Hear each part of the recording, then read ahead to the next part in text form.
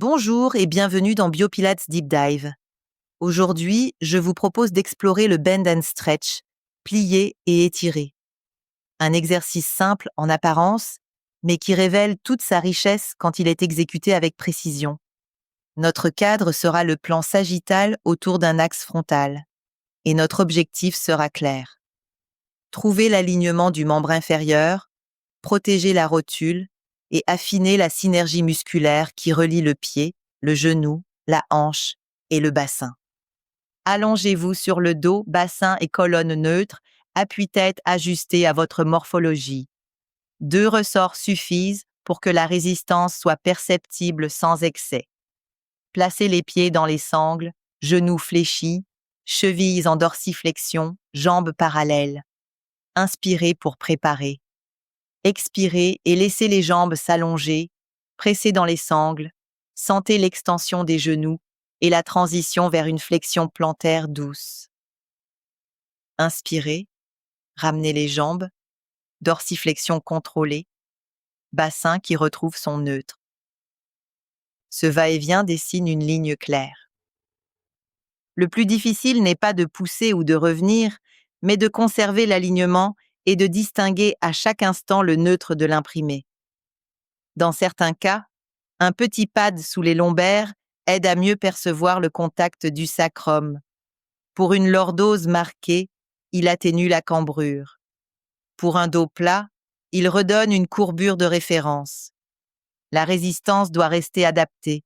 Si elle est trop forte, la poussée risque de provoquer une rotation parasite du bassin. Mieux vaut réduire la charge et privilégier le contrôle. L'objectif n'est jamais la force brute, mais la justesse du mouvement. Sur le plan anatomique, 2 muscles profonds guident cet exercice. Le tibial antérieur, situé en avant de la jambe, prend naissance sur la face latérale du tibia et la membrane interosseuse et s'insère sur le cunéiforme médial et la base du premier métatarsien. Il relève le pied en dorsiflexion, l'amène en inversion et il est innervé par le nerf fibulaire profond. Le tibial postérieur, plus profond, naît sur la face postérieure du tibia, de la fibula et de la membrane interosseuse. Son tendon passe derrière la malléole médiale pour s'insérer sur le naviculaire et les cunéiformes. Il soutient la voûte plantaire, participe à la flexion plantaire et est innervé par le nerf tibial. Ensemble, ils assurent la stabilité distale et influencent directement la trajectoire de la rotule. Lorsque vous étendez les jambes, le tibial postérieur soutient l'arche et empêche la pronation. Lorsque vous ramenez les jambes, le tibial antérieur relève la pointe. Leur dialogue préserve la ligne genou deuxième orteil et maintient la rotule centrée. Les vastes internes, les adducteurs et les muscles cruraux complètent ce rôle en assurant une traction régulière sur la patella. Le bend and stretch devient ainsi une éducation neuromusculaire. Chaque extension enseigne au genou à glisser sans se bloquer. Chaque retour développe le contrôle excentrique. Les capteurs articulaires et musculaires nourrissent la proprioception et affinent la conscience corporelle. Le plan sagittal impose la rigueur. Hanches, genoux et chevilles travaillent en flexion et en extension, et toute déviation latérale est immédiatement perceptible. Un aspect souvent négligé est la contribution des différents types de fibres musculaires. Les fibres de type I, lentes et endurantes, assurent la constance, la tenue du neutre et la stabilité au fil des répétitions. Les fibres de type 2A, rapides mais résistantes, apportent le contrôle dynamique, particulièrement lors de l'extension contre la résistance des ressorts. Les fibres de type 2B, explosives, interviennent quand la charge est élevée, mais leur rôle doit rester ponctuel pour éviter la brutalité et les compensations. Le bend and stretch sollicite ces 3 familles de fibres et les oblige à coopérer. Trop de fibres lentes seules, et le mouvement perdrait en vivacité. Trop de fibres rapides, et il deviendrait instable. L'équilibre entre endurance, contrôle et puissance donne au geste sa fluidité. La respiration organise ce travail. À l'expiration, le transverse de l'abdomen, le plancher pelvien et les multifides créent une ceinture protectrice. À l'inspiration, le retour s'accompagne d'un relâchement contrôlé qui favorise la stabilité. Le souffle devient un partenaire, il soutient l'alignement, évite la bascule du bassin et relie le tronc aux jambes. Dans la rotation latérale, talons en contact et orteils écartés, les rotateurs externes et les adducteurs interviennent pour stabiliser. Le tibial postérieur accentue son rôle de haut-banc médial, le tibial antérieur veille à la finesse de la plantaire. Dans la rotation médiale, ce sont les rotateurs internes qui prennent le relais, le gracile et les vastes internes qui assurent la continuité, pendant que les tibiaux maintiennent l'axe du pied.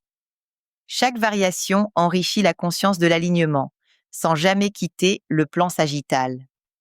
Ce travail n'est pas un simple exercice de jambes, c'est une leçon d'architecture vivante. Quand le pied s'organise, le genou s'équilibre, la hanche se libère et la colonne respire. Les tibiaux sont les gardiens silencieux de cette cohérence. Le centre orchestre le tout. Abdominaux profonds, plancher pelvien et multifide créent le socle, la respiration synchronise et chaque répétition devient une conversation entre les segments. Je vous invite à ressentir une dernière fois ce dialogue. Inspirez, sentez le sacrum lourd sur le chariot.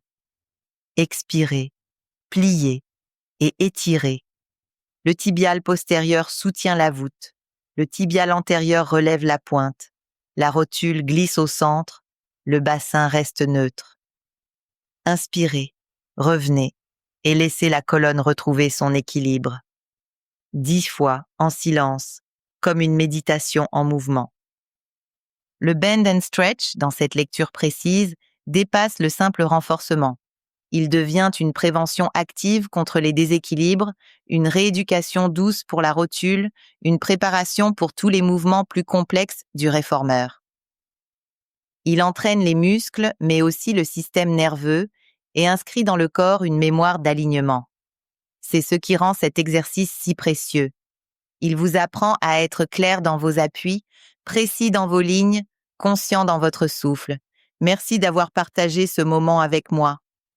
Marchez quelques pas, sentez vos pieds, vos genoux, votre respiration.